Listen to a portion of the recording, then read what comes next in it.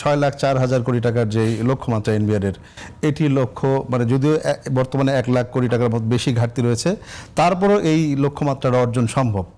আসলে এটার পেছনে আপনি কি বলবেন যে কিভাবে আসলে সম্ভব? এটা তো যেখানে এখনই ঘাটতি রয়েছে। আমি সম্ভব বলি এই জন্য, আমি নিজে ওই চেয়ারটাতে ছিলাম তো,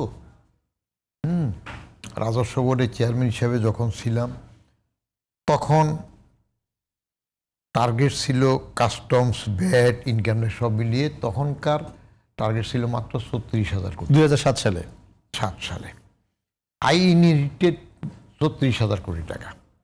আমি তো তখন 17% মতো গ্রোথ নিয়ে 43,850 কোটি টাকা রাজস্বের ঘাড়ে আসছে। বাট আলটিমেটলি আমরা অর্জন করেছি 47,000 কোটি টাকার বেশি।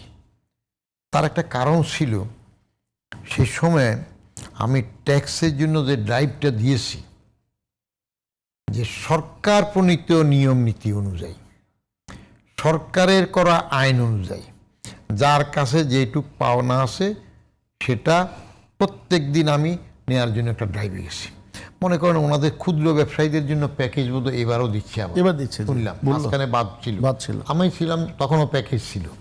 তো প্যাকেজ থাকার পরে আমি দেখলাম যে ওই মোহাম্মদ আলম মারা গেছে, ব্যাট দেখতো মেম্বার, বললাম যে কতজন রেজিস্টার খাতা বা টার্গেট কত সংখ্যা, বললাম যে এটা তো কম মনে হয়, এত ক্ষুদ্র কম ব্যবসায়ী নাকি।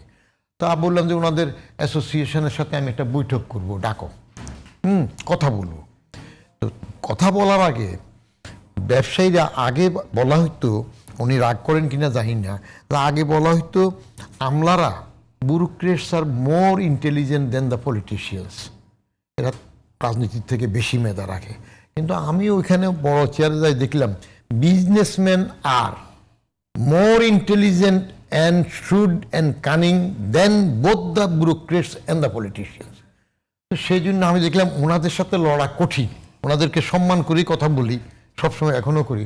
আমি কয়েকটা দোকানে চলে গেলাম, নবাবপুর রোডে একটা দোকানের নাম্বার নিয়ে আসলাম, সাইনবোর্ড আনলাম, এগুলো এনে টেনে যখন বললাম যে আপনার এটা কই, এটা কই, এটা কই, পটাপট জাম করলো। তাদেরকে ডিজনার করার প্রশ্ন না, অনার করে যেটা বাদ আছে সেটা নিতে হবে। এখন রাইট দেওয়ার সময় চোখের দিকে তো তাকায় কথা বলা যাবে না। আপনি যদি এই দেশের সংস্কৃতিতে যদি কোনো প্রধানমন্ত্রী ট্যাক্স না দেয়, তার থেকে যদি নিতে পারেন তাহলে না টাকা পারবে।